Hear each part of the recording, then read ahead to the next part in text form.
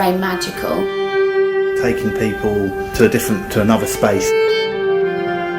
You harness, or you bring together the mind and the body. You feel the freedom in your muscles. Completely relax. Your body should just be really, really free. A combination between the mind and the body. So when you release the muscle, you release the thought.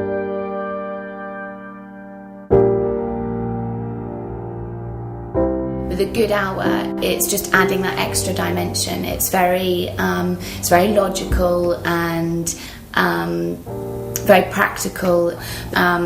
We work very closely with Gav, who's got a lot of experience as a massage therapist. Good hour is pretty much just like a full body massage that we go from the neck into the chest, into the arms, and including the shoulders, hands. Then we go to the front of the legs, also towards the feet. Turn you over to the back of your legs, and then into your back. The real aim of the treatment is to sort of release muscles, sort of any problem areas, by using our trigger point massage technique. With this type of massage, it's the pressure point therapy that we use. I picked up through all my travels into the Solomon Islands, working with witch doctors. It works by, in your muscles, you must have heard of something called like knots. And so what you do is you apply pressure onto that area, and once we take our thumb away, blood rushes in, so it reboots that muscle, and that's what then makes it feel a lot smoother and a lot freer. In actually having it, I found that it released thoughts and emotions, and I've got this sort of reasonable theory that I'm not the only person to have this theory, I'm sure, that you store things you can't deal with at the time somewhere in the body, because it's weird where you can be tense, isn't it? I mean, I was surprised, I mean in the thigh, the back of my leg, and what's that? What am I putting down there? But whatever I'm putting down there, when it's released, when you release the muscle, you seem to release the emotion or the thought.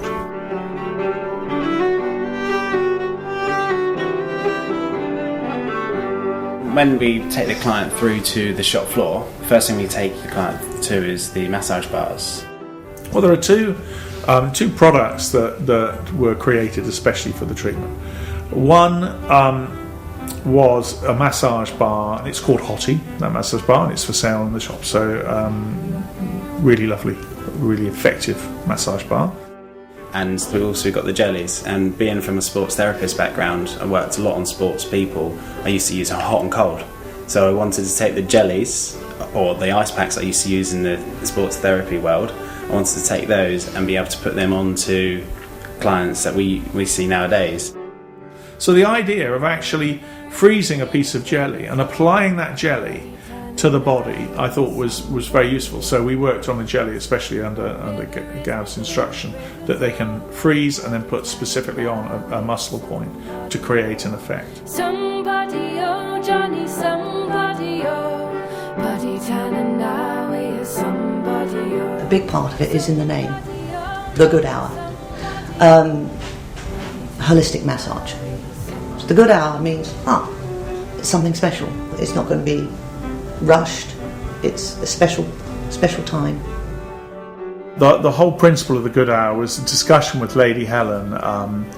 That sometimes you sort of say, well, how long does it take? Well, it's a good hour. It's like an hour and 10 minutes, an hour and 50 minutes. So that little extra bit of time, and that actually sums up a lot of things about us, because we like to somehow give you that extra little bit of value if we can.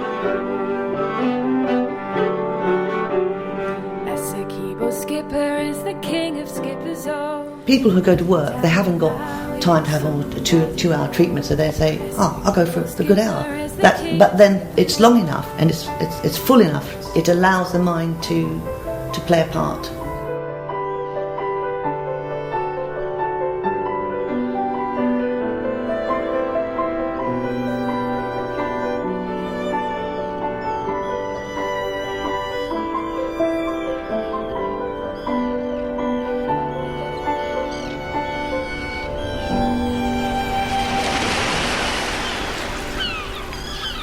This treatment, as as a whole, it kind of takes you on a journey, and it has a sea theme. And that was kind of inspired by Mark having treatments with Gav. He felt that the pace of the treatment was quite a lot quicker, and it's a deeper massage than what we offer in synesthesia. And really liked the idea of incorporating sea shanties, like traditional sea shanties. It's just very literal, the sea shanties. I mean, it's just pulling on ropes.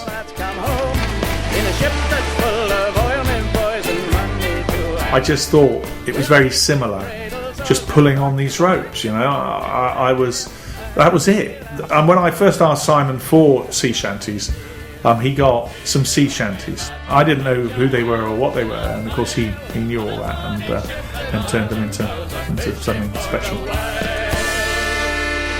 Each treatment had its own kind of little voyage.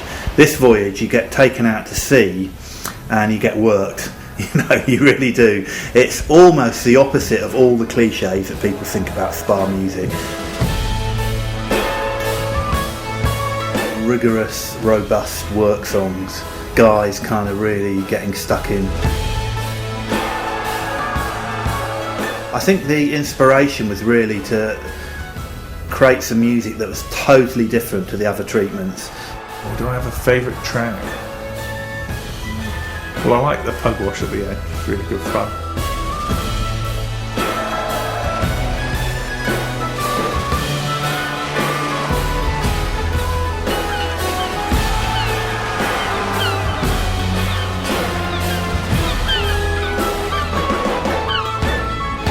It's really great. It's just really good fun, and everyone seems to enjoy it when they're in there. There's a marvellous little piece where he's sort of just taken an influence from the Clash. We had a lot of fun. I mean, on Australia, for example, we were messing around with it, and it was all about going to Australia. And the song that I heard was Bankrobber by the Clash. So we referred to that, and we were all singing the chorus to it, and it just kind of worked.